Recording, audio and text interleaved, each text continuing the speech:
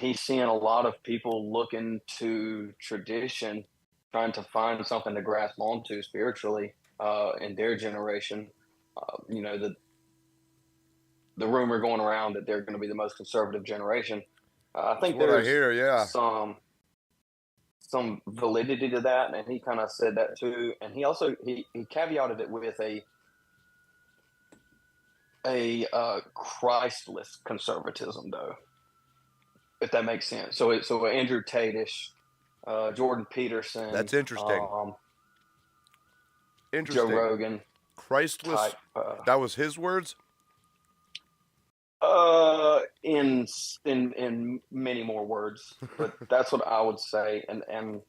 But I mean, I would hold to that you can't have conservatism without Christ, or at least the conservatism that Well, is required.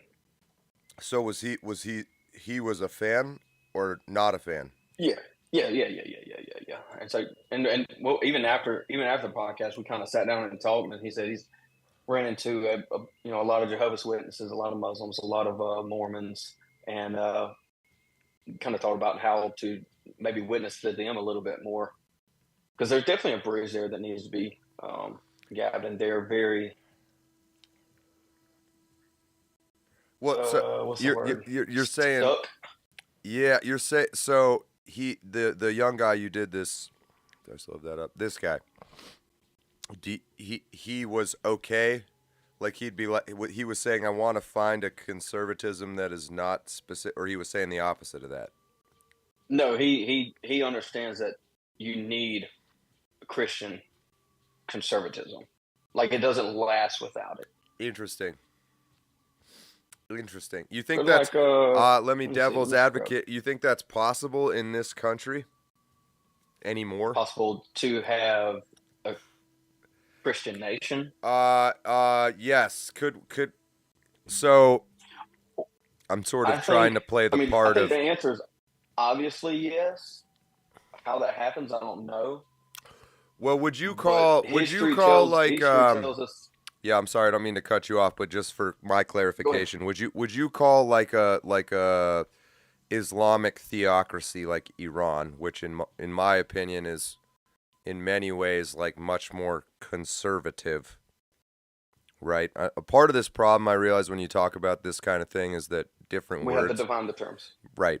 I would say that we won't be a theocracy. It'll be a theonomy, if that makes sense. And so a theocracy is Yeah, no, I'm more lit. saying like say there's some conservative first generation American immigrant out there who was raised either in Islam or whatever. I don't. Vivek Ramaswamy is a Hindu. There you go. There you go. He'll never be president. I don't disagree. I think that. the way things are going, we might someday have a of Indian descent president, though. Well, Nikki Haley's really trying. My one thing, and again, I'm concerned trolling you here to some degree, but I genuinely I'm curious and what the you. European PMs are all Indian basically too. So I mean, you're not far off there. Is there? I would say history says everything is gradually left and suddenly right. And so if it does happen, it's going to happen very, very quick. Interesting. Do you think Barron Trump? I know this delay is brutal. Light. I'm shutting up. You go on. You have a thought, Zeb, and I'm going to shut my mouth. Mockler says $2. Priceless conservatism is libertarian. Oh, you were. I'm gonna go read all the supers that happen while we're talking. Don't worry about that. I'm gonna kind of touch on that real quick, and I think I mentioned it in the podcast, but I mean that's close. Priceless conservatism is classical liberalism, and that's what Ben Shapiro advocates for, and that's why he calls himself a conservative. Conservative is because he sees conservatism as preserving classical liberalism, if that makes sense. It makes complete. I'm sorry, I was checking my stream health, which seems to be getting a little wacky. But always, they're on to you, John. Yeah, they're on to me.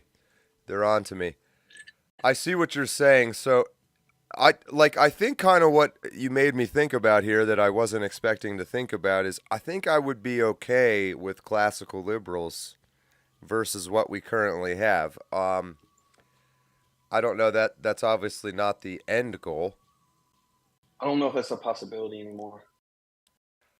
Here. Okay, let me give you a tough one. Okay, I'm little baby John Ward, just born in 2050, where Zeb Boykin has become the supreme dictator of the United Christian States of America. Right now, I would, if left to my own devices and all my I think smart people question the environment they're born into, as they ought to, just like a smart gorilla will challenge the alpha gorilla as it gets older, right? I think that's a natural part of human. You challenge not just the out groups, but also the leadership in the in group. You're supposed to be trying to find your place in your future leadership, of which, eventually you'll have to be.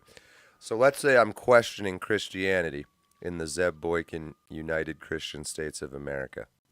As you should. But you've being the God Emperor of Dune, you've eradicated all dissenting religions other than Christianity. Christianity has won. See, I don't think that's the goal. I don't think. So that's kind of what I'm Christian asking. Nationalism. I think the purpose of Christian nationalism is to establish a Christian culture, which we have, that is guided through a government that instills the principles of Christianity. And so even Richard Dawkins acknowledges that a Christian culture is better than any other culture. Yeah. Right. So he's come full circle. Dude, those new atheists are in their 12 years ago, their decade of arc is brutal, man. Do you ever read or listen to any David Foster Wallace? Do you know who that is? And I wouldn't expect you to. Most people, I don't think, would. But he committed suicide right after the age of 40, I believe. He's most well known for this book, Infinite Jest. Very recent guy. Like he's not that much older. Would not be that much older than you are right now. He'd probably be in his 50s, I want to say. But what he did have for all the How old do you think I am, dude? Well, I don't know. How old are you? How old do you think I am? I don't know. I'm almost 40. I figured you were around the same age as me. No, I'm 32. Oh, I mean, I feel old. That's about, so 20. Yeah, he would be like he'd be 20. Yeah, about the same. That's about the 62. same. It's not about the same. Another 20 years? You're going to learn, and I'm surprised that 32 you haven't already, but somewhere around your early to mid 30s, it just all blends together, man. It just. Oh, I mean, it's there, but I still have 20 years. Anyway, it's all the same. David Foster Wallace was this guy who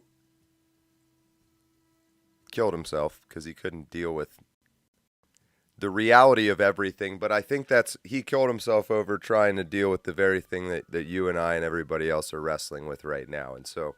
Modal logic. Yeah, it's tough, man, but I give him credit for he really faced it, and a little bit, if he was alive right now in our age, maybe he'd be thinking the same things. I don't know, but. When did he die? Oh. It wasn't. Are you looking it up? Yeah, 2008, Infinite Jest. Infinite Jest is really good. It's also massively long and kind of like beats you over the head with a few points. But what David Foster Wallace did, I think, that was important, and he'll be remembered for it. Is he kind of said this whole postmodernism thing is not working.